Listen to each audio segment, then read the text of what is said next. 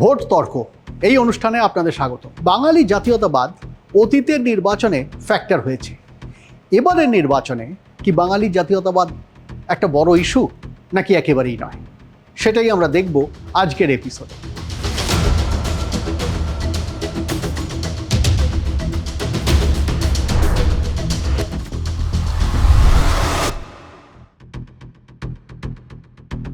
এই বিষয় নিয়ে কথা বলার জন্য এখানে আজকে আমাদের সঙ্গে আছেন আমার বাঁ দিকে অধ্যাপক বিমল শঙ্কর নন্দ। তিনি বিজেপির মুখপাত্র এবং রাষ্ট্রবিজ্ঞানের অধ্যাপক। আপনাকে এখানে আসার জন্য ধন্যবাদ। নমস্কার। আমার ডান দিকে আছেন প্রদীপ্ত মুখার্জি, তিনি মুখপাত্র তৃণমূল কংগ্রেসের, তিনিও একজন অধ্যাপক। একদম শেষে কিন্তু একজন প্রফেশনাল পলিটিশিয়ান প্রসেনজিৎ, ইকোনমিস্ট, এখন কংগ্রেসে আছেন, আগে অনেক আগে সিপিআইএমে ছিলেন, বেশ এক যুগেরও বেশি সময় আগে। প্রসেনজিৎ বসু, তিনি এখানে কংগ্রেসের তরফে এসছেন, তিনি যে এসআইআর কমিটি আছে কংগ্রেসের তার সঙ্গে যুক্ত, ইনফ্যাক্ট সেটাকে হেড করছেন, সেটার দায়িত্বে আছে। আমাদের বিষয় যে জাতীয়তাবাদ, বাঙালি জাতীয়তাবাদ, যা সবসময় দিল্লির জন্য একটা বড় চিন্তার কারণ হয়েছে, আজ থেকে নয়, সুভাষচন্দ্র বসুর আমল থেকে বা তারও আগে থেকে। আমি অধ্যাপক নন্দ সিনিয়র মোস্ট, তাকে দিয়ে শুরু করব।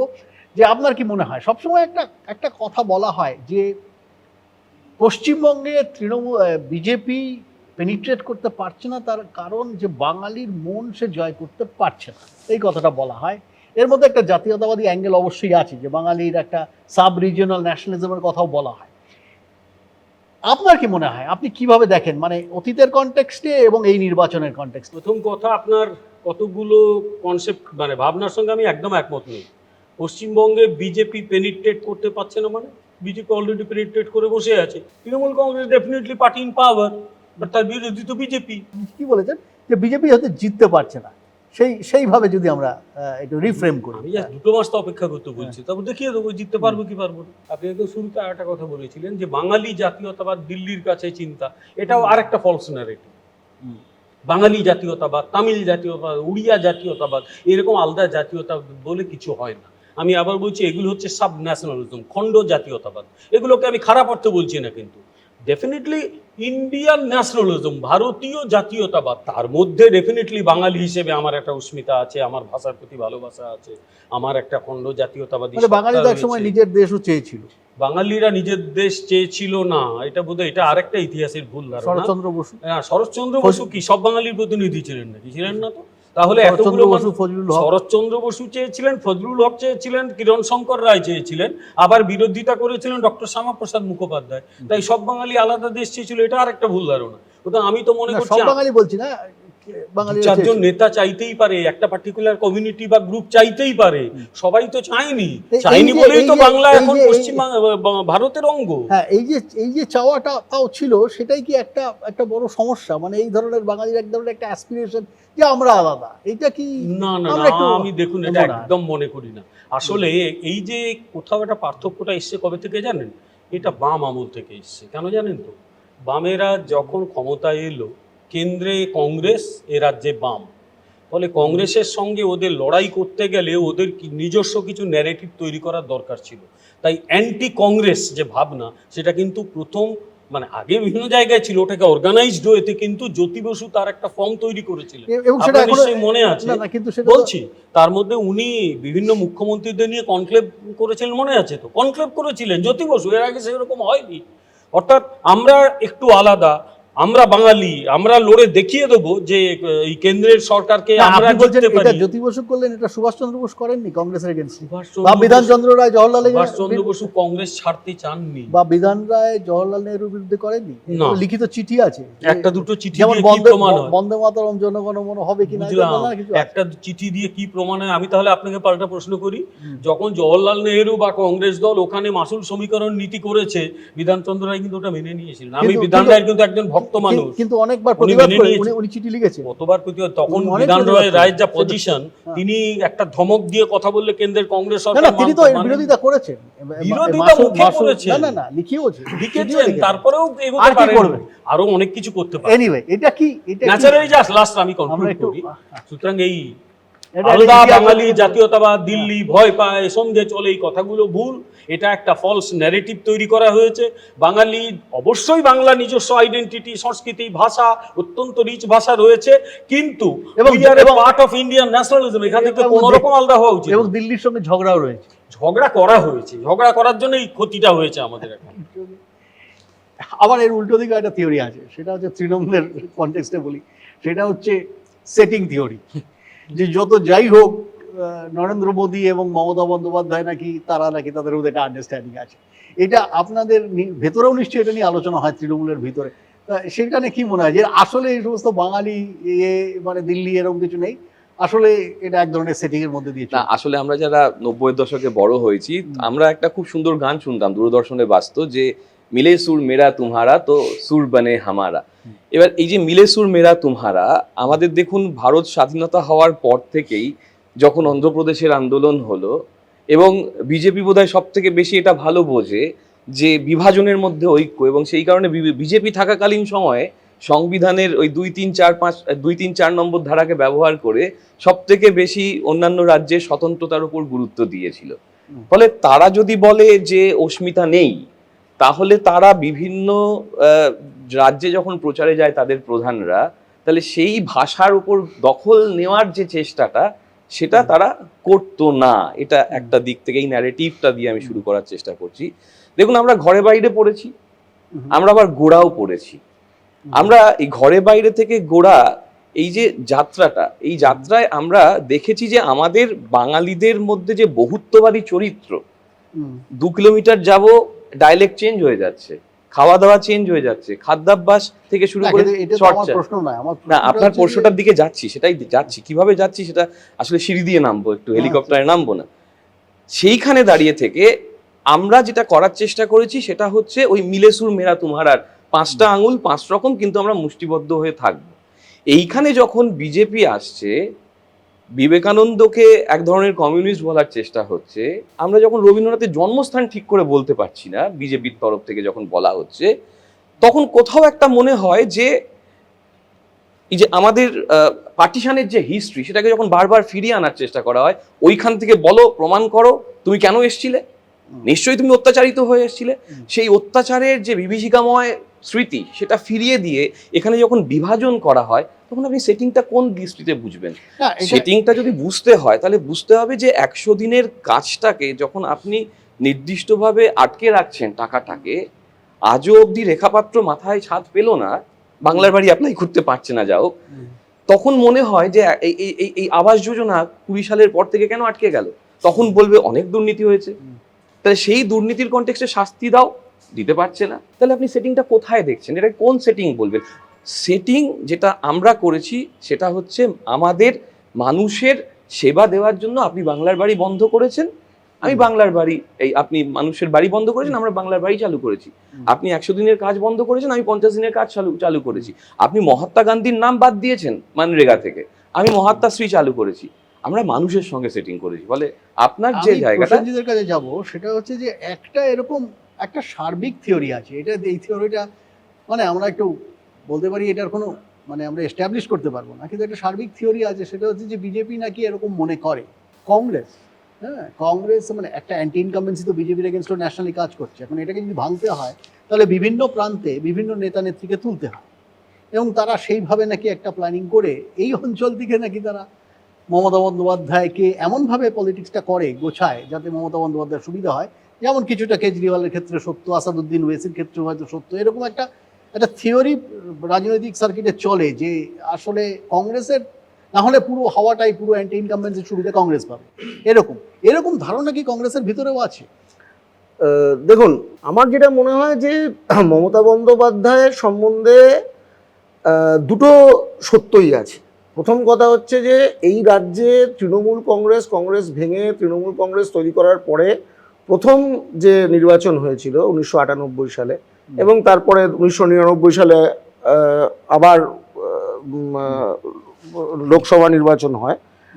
সেই দুটো নির্বাচনেই মমতা বন্দ্যোপাধ্যায় এবং নতুন তৈরি হওয়া তৃণমূল কংগ্রেস কিন্তু বিজেপির সাথেই জোট গঠন করে, এবং বাজপেয়ী সরকারে মন্ত্রিসভাতে মমতা ব্যানার্জি ছিলেন, এবং যখন গুজরাটে বিশাল বড় দাঙ্গা হয় 2002 সালে, নরেন্দ্র মোদী সদ্য তখন মুখ্যমন্ত্রী হয়েছিলেন, সেই দাঙ্গা গোটা দেশ জুড়ে হাড়হিম করা গণহত্যা ঘটেছিল সেখানে, তারপরেও কিন্তু মমতা বন্দ্যোপাধ্যায় বাজপেয়ী সরকারে ছিলেন।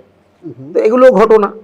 আবার এটাও বাস্তব যে এই যে গত কয়েক বছর ধরে বিজেপি এখানে ক্ষমতায় আসার চেষ্টা করছে, তো সেখানে বিজেপিকে অন্তত 2021 বলুন বা 2024-এর লোকসভা বলুন, মূলত তাদের সাথে যে মেরুকরণটা হয়েছে সেটা তৃণমূলের সাথেই হয়েছে, এবং তারা যে মমতা বন্দ্যোপাধ্যায় সরকারের বিরুদ্ধাচরণ করছে সেই সবটাই যে সেটিং, এটা আমার মনে হয় না খুব একটা বিশ্বাসযোগ্য। এই সেটিং ইত্যাদি না করে বরং সাম্প্রদায়িক মেরুকরণের বিষয়টা নিয়ে আলোচনা করি, আমার মনে হয় সেটাকেই সেটিং বলা হচ্ছে। হ্যাঁ, তো আমি ওই সেটিং এর বিষয়টা আমার এর বাইরে বিরতিই চাইছেন না, হ্যাঁ, আমি সেটিং এর ব্যাপার নিয়ে আমরা আবার জাতীয়তাবাদে ফিরে আসবো এবং সেটিং এর প্রশ্নটা আপনার কাছে আসবে। জাতীয়তাবাদ কিন্তু কোনো সেটিং আমি এইটা এই সাম্প্রদায়িক মেরুকরণ আর জাতীয়তাবাদ এই বিষয়টা নিয়ে আমার 2-3টে কথা বলার আছে। প্রথম কথা হচ্ছে যে বাঙালির জাতীয়তাবাদ যদি বলেন তাহলে ঐতিহাসিকভাবে সেটার জন্ম ভারত, বিশেষত বাংলা, অবিভক্ত বাংলার স্বদেশী আন্দোলনের সময় থেকে আধুনিক বাঙালি জাতীয়তাবাদের জন্ম। কিন্তু আরএসএস এবং হিন্দু মহাসভা ছিল, যারা হচ্ছে তাদের পূর্বসূরি, তারা কিন্তু ব্রিটিশদের দালাল ছিলেন। আরএসএস হচ্ছে যে তারা ঘোষিতভাবে তারা এখানে মুসলিম লীগের সাথে সরকার গড়েছিল, তারা হিন্দু সাম্প্রদায়িকতা এবং মুসলিম সাম্প্রদায়িকতা এখানে একসাথে সরকার চালিয়েছে যখন কংগ্রেস বয়কট করেছে, এখানে স্বাধীনতার আগের কথা বলছি। এবং আমাদের বাংলার যে ভাগ, পার্টিশন, সেটা হওয়ার পিছনে মূল দায়ী হচ্ছে এই একদিকে মুসলিম লীগ, অন্যদিকে ভারতের জনসংঘ। জাতীয়তাবাদ বলতে বাঙালি যেটা বোঝে সেটা হলো যেখান থেকে জন্ম সেটা হচ্ছে ব্রিটিশ বিরোধিতা, সাম্রাজ্যবাদ বিরোধিতা, কলোনিয়ালিজমের বিরোধিতা। আর তারপরে স্বাধীনতা-উত্তর যুগে বাংলার মানুষ এবং বাংলার মানুষকে আমাদের পূর্বপুরুষরা, রবীন্দ্রনাথ, চিত্তরঞ্জন দাস থেকে মৌলানা আজাদ কলকাতার দীর্ঘদিনের দশকের বাসিন্দা ছিলেন, আমরা অনেক ইনক্লুসিভলি বাঙালি জাতীয়তাবাদটাকে সবসময় ডিফাইন করেছি। এখানে দুটো সাম্প্রদায়িকতা আর জাতীয়তাবাদ এক জিনিস নয়, এটা হলো আমার মূল। এই যে আপনার কি মানে ও কয়েকটা কথা বললো যেগুলো মানে একটা অ্যালিগেশনের ছাপ আছে। এখন এখানে আমার যেটা প্রশ্ন, মানে আমি যদি ইলেকশনের কনটেক্সটে ভাবি, সেটা হচ্ছে যে তৃণমূল কংগ্রেস কি মানে ব্যাপারটাকে এমনভাবে একটা বাঙালি অবাঙালি চরিত্র দেয় নির্বাচনকে এবং পলিটিক্সকে, যেটা আপনাদের পক্ষে কাউন্টার করা মুশকিল হয়ে দাঁড়ায় এবং এই নির্বাচনে হচ্ছে। আপনি কেন বারবার মনে করছেন আমরা কর্নার? বলছি না, আমি বলছি যে এই যে কোনো মুশকিল হয় না তো, আমি বলছি তো, তার আগে ওনার কথার উত্তর দিতে হবে তো। একটা কথা আছে, ইগনোরেন্স ইজ এ ব্লিস। এখন না, ওনার কথার আপনি উত্তর দিন, ঠিক আছে? উত্তর তো দিতেই হবে, কারণ উনি ভয়ঙ্কর অভিযোগ এনেছেন। একটু পড়াশোনা করে বললে মনে হয় এই ভুলটা উনি করতেন না। প্রথম কথা, আরএসএস আজ অব্দি কোথায় সরকার গঠন করেছে অন্তত পড়াশোনা করে আমি আজ অব্দি খুঁজে বার করতে পারিনি। আরএসএস সরকার শ্যামাপ্রসাদ মুখার্জি মুসলিম লীগের সঙ্গে, আরএসএস করেনি। আর আপনি ঠিক তাই বলেন না, শ্যামাপ্রসাদ মুখার্জি তো করেছিল। আচ্ছা, সেটা বলুন। ফাইন্যান্স মিনিস্টার ছিলেন, বললেন আরএসএস। শ্যামাপ্রসাদ মুখার্জি মুসলিম লীগের সাথে সরকার বানিয়ে এখানে সেইটা বললে তার উত্তর দিতে পারি। সেটাই তো বললাম, উত্তর দিন না। বলেননি আপনি আমার মুখে কথা বসাচ্ছেন। আপনার মুখে বসাই আমি আরএসএস, হিন্দু মহাসভা, জনসংঘ, এই তিনটে হিন্দু সাম্প্রদায়িক শক্তি হিসেবে সেটা আপনি আরএসএস তো ভোটেই ধরে না, এখন বিজেপি বানিয়েছে। আমি বলছি তো, আপনারা নিজে হচ্ছেন একেবারে গঙ্গা জলে ধোয়া আমাদের ধর্মনিরপেক্ষ। আপনি নিজেকে ডিক্লেয়ার করুন, আমার কোনো গঙ্গা জলে ধোয়া কিন্তু ধর্মনিরপেক্ষ, অবশ্যই ধর্মনিরপেক্ষ। তথ্য হচ্ছে যে আরএসএস কোনো কালে রাজনীতিতে ঢোকেনি।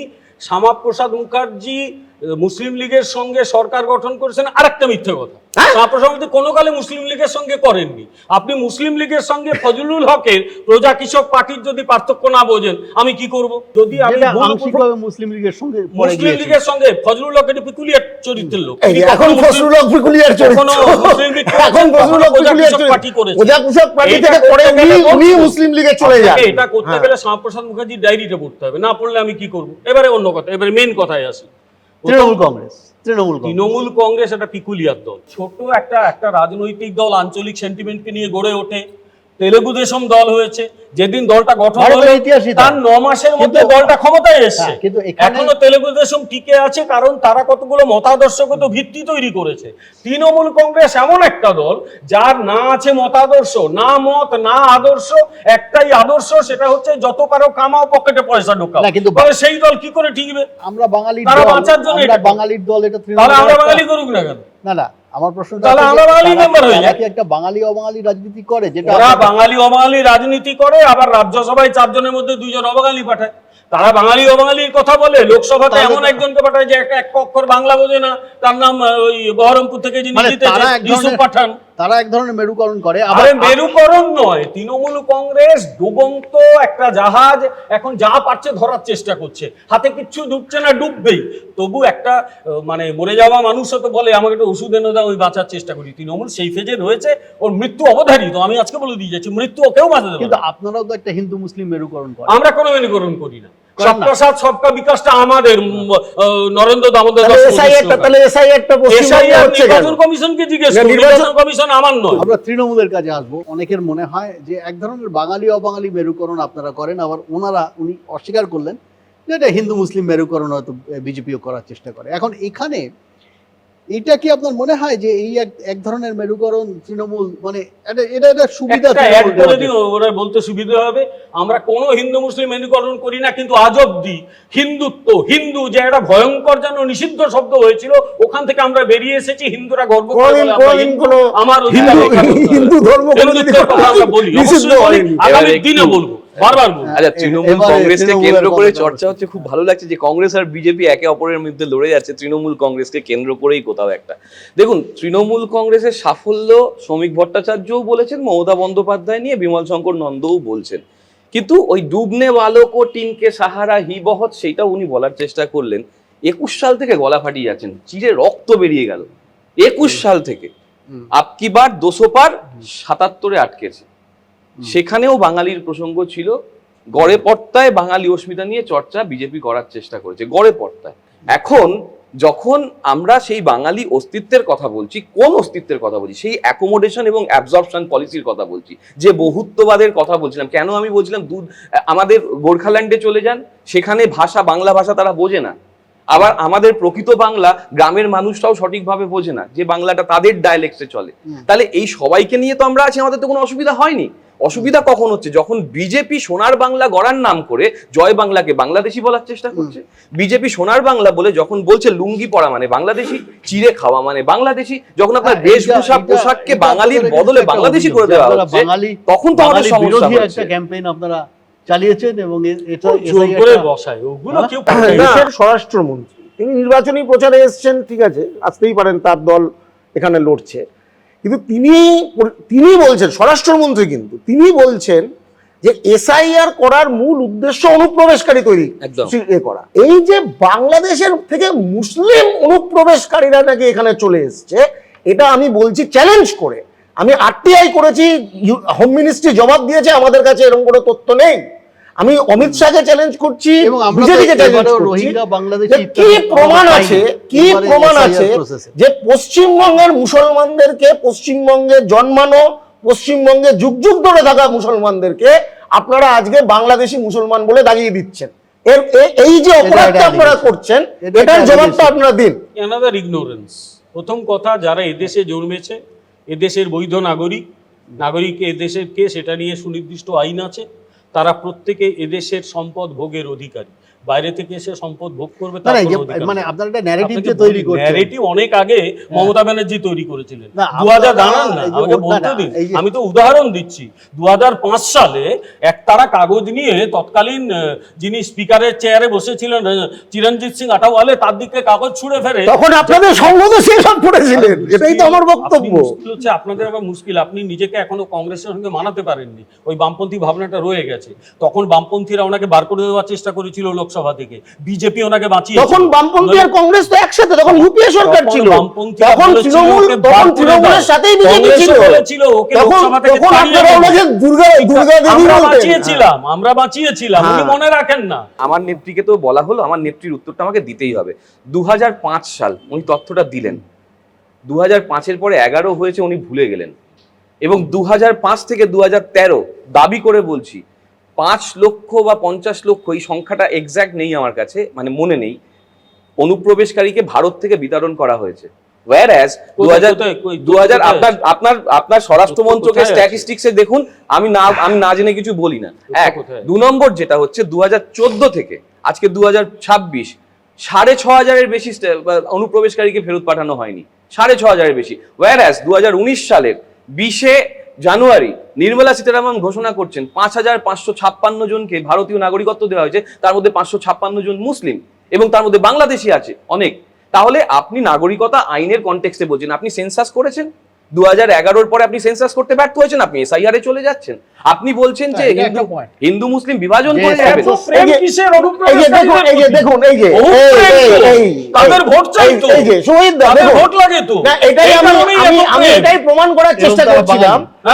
তারা বাঙালি, তারা বাঙালি কি বাংলাদেশি কি পাকিস্তানি, তারা বেআইনি ভাবে এসে আমার দেশের তো ইয়ে নিচ্ছে সম্পর্ক। দেখুন সবচেয়ে বড় কথা, এসআইআর আপনি চিহ্নিত করতে পারছেন, কংগ্রেসের জন্য দেশ ভাগ হয়েছিল, ওরাই ছিল পুরো দায়ী। তারা কথা হিন্দুরা আসে এখানে আশ্রয় দেব, আমরা আশ্রয় দিয়েছি, তাদের নাগরিকতা দিয়েছি। কংগ্রেস দ্রুত এই কথাটাই বলার যে বিমল বাবু খানিকক্ষণ আগে বললেন এসআইআর নির্বাচন কমিশন করছে, ওটা নির্বাচন কমিশনের ব্যাপার, এখন কিছু বলার নেই। আর এখন উনি গলা ফাটিয়ে বলছেন যে অনুপ্রবেশকারী আছে এবং সেটা বার করতেই এসআইআর করা হচ্ছে। এই যে দ্বৈত চরিত্রটা আমি দ্বিতীয় লাইনটা বলিনি তো, যে তারা একটা সাংবিধানিক সংস্থাকে ব্যবহার করে একটা মিথ্যের ভিত্তিতে, সেটা ওনার না না আমি ওনার কথা বলছি না, আমি বিজেপির কথা বলছি, যে এইটা তো কেন বাঙালি জাতিসত্তার বিষয়টা আসছে এখানে, যে বাঙালি জাতিসত্তা হিন্দু মুসলিম ঐক্যের ওপরে চিরকাল দাঁড়িয়ে, এটাই আরএসএস এবং এখন বিজেপি এরা কোনোদিন তারা সহ্য করতে পারে না।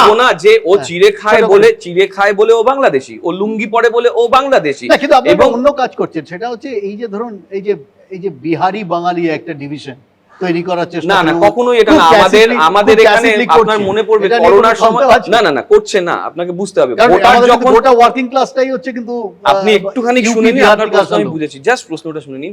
2020 সালে অন্য ধরনের মেরুকরণ না, কখনো না, 2020 সালে আমাদের এখান থেকে একটা মানে ট্রেন দেওয়া হয়েছিল যাতে পাটনায় ফেরত যাবে, বিহারিরা যেতে চাননি, কারণ এখানে আমরা প্রোটেকশন দিয়েছিলাম, এটা আমাদের পলিসি। আমাদের আপত্তি কোথায়? এসআইআর এর মাধ্যমে আপনি যে লক্ষ লক্ষ ফর্ম 6 অন্যায় ভাবে পূরণ করছেন এবং বাইরের রাজ্য থেকে এখানে নিয়ে আসছেন, না ওটাই তো বিহারি নিয়ে যে কথাটা আসছে, সেইটা আমরা প্রমাণ করে দিয়েছি, ফলস স্টেটমেন্ট আমরা প্রমাণ করে দিয়েছি, এবং আমাদের প্রত্যেকটা নির্দিষ্ট আমাদের যে ইউনিক আইডি, সেই আইডি দিয়ে প্রমাণ করে দিয়েছি যে কিভাবে এরা অন্য রাজ্য থেকে ভোটার এনে এই সময় ঢোকাচ্ছে। আমরা সব সময় ঐক্যবদ্ধ, আমরা ওই জন্য হিন্দি ভাষা সেল করেছি এবং আমরা বিভিন্ন কমিটিও করেছি। মানে 35 সেকেন্ডে বলুন যে তাহলে বাঙালির ভোট এবারে আপনারা পাচ্ছেন। আমরা পশ্চিমবঙ্গে যে ভারতীয় নাগরিকরা থাকে তাদের ভোট পাচ্ছি। তৃণমূল কংগ্রেসকে আমরা ধর্তব্যের মধ্যে আনি না, কংগ্রেস এখানকার কোনো ফোর্সই নয়, এখানকার একটা ভয়ঙ্কর শক্তি তৃণমূল নাম ধরে ক্ষমতার অলিন্দে বসে আছে, ওকে উপড়ে ফেলে বঙ্গোপসাগরে ফেলে দিয়ে আসাটা আমাদের কাজ। সেটাই আমরা করি। একটা রাজনৈতিক দল সম্পর্কে, বাংলার একটা রাজনৈতিক দল সম্পর্কে যারা বলে এই যে উপড়ে ফেলে দেব, যারা বলে যে বঙ্গোপসাগরে ছুঁড়ে ফেলবো, তাদের বহিরাগত বলাতে আমি খুব একটা অন্যায় দেখি না। এই ডিবেটের মধ্যে কংগ্রেসের জায়গাটা প্রথমত অনুপ্রবেশের তত্ত্ব মিথ্যে, মুসলিম অনুপ্রবেশের তথ্য মিথ্যে, তার ভিত্তিতে করা এসআইআর করে বাংলার ভোটার হিন্দু মুসলিম নির্বিশেষে তাদের নাম অন্যায়ভাবে বাদ পড়েছে। বিজেপিকে বাঙালির ভোট দেবে না, আর বাংলার থেকে না ভারতবর্ষ থেকে বিজেপিকে মোদি থেকে নিয়ে বিজেপিকে ক্ষমতা থেকে সরাবে কংগ্রেসই। এই বাঙালি জাতীয়তাবাদ যে এখনো মরে যায়নি সেটা আমরা বুঝতে পারলাম এখানে কিভাবে। আমরা যদি একটু গরম আছে কিন্তু তার মধ্যে এমন উত্তপ্ত হয়ে উঠলো হঠাৎ করে যে বোঝাই যাচ্ছে যে আমরা কোন দিকে যাচ্ছি এবং নির্বাচন কোন দিকে যাচ্ছে, এবং বাঙালি জাতীয়তাবাদ একটা ইস্যু, সেটাকে কে কিভাবে কাজে লাগাবে সেটা নিয়ে আমাদের ভবিষ্যতে আরো কিছু বিতর্ক 2-4টে হয়তো করতে হবে। আমরা নির্বাচন অবধি ভোট তর্ক এই অনুষ্ঠান করব, আপনাদের সঙ্গে থাকবো, আশা করি আপনারাও থাকবেন আমাদের সঙ্গে।